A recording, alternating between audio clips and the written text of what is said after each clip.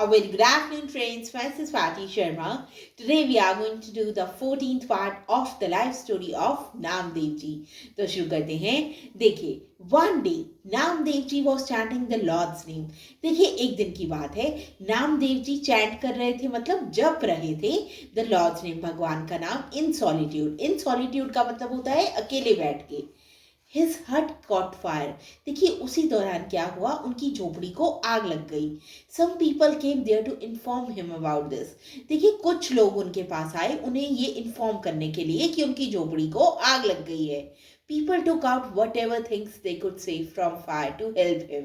देखिए लोगों ने पूरी कोशिश की और जो कुछ भी वो आग में से बाहर निकाल सकते थे झोपड़ी में से, उन्होंने वो सब निकाल दिया पूरी कोशिश करके.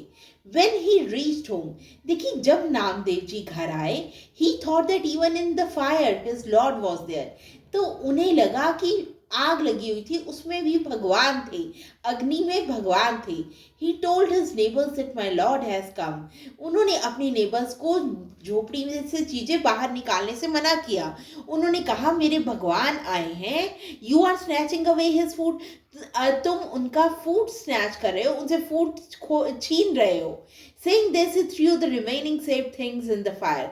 देखिए ये कहकर उन्होंने जो बची हुई चीजें थी जो बाहर निकाल ली गई थी झोपड़ी में से, वो भी फिर से झोपड़ी में फेंक दी कि उसको भी आग लग जाए. People decided not to help him anymore. देखिए इसलिए उनके नेबर्स ने डिसाइड किया कि वो उनकी हेल्प नहीं करेंगे. Let him stay outside on a cold night. उन्होंने कहा इन्हें रहने दो, ये ठंडी रात को बाहर बैठेंगे तो इन्हें अपने आप पता चलेगा.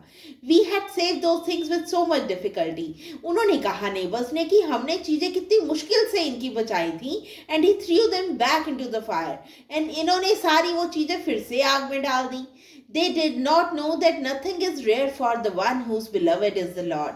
देखिए उन लोगों को ये नहीं पता था कि जिनका जो beloved है वो ही भगवान हो, तो वो उनके लिए कुछ भी रेयर नहीं है. He lay down in the heat of some ashes without anywhere. देखिए वो वहां पे जो हीट पड़ी हुई थी, एशेस पड़ी हुई थी, उसी पर लेट गए Namdev ji. The Lord built Namdev ji a new hut. देखिए भगवान ने नामदेव जी को एक नई हट बना दी. It was made from the most beautiful and fragrant materials. ये जो भगवान ने हट बनाई ये बनी हुई थी बहुत ही सुंदर और बहुत ही खुशबूदार मटेरियल से. And Rukmini ji helped make it herself. और ये हट रुक्मिणी जी ने हेल्प किया उन्हें बनाने में भगवान को. The hut had a divine fragrance and people from the village started coming there. देखिए हट में डिवाइन फ्रेग्रेंस थी और लोग वहां पे आने लगे.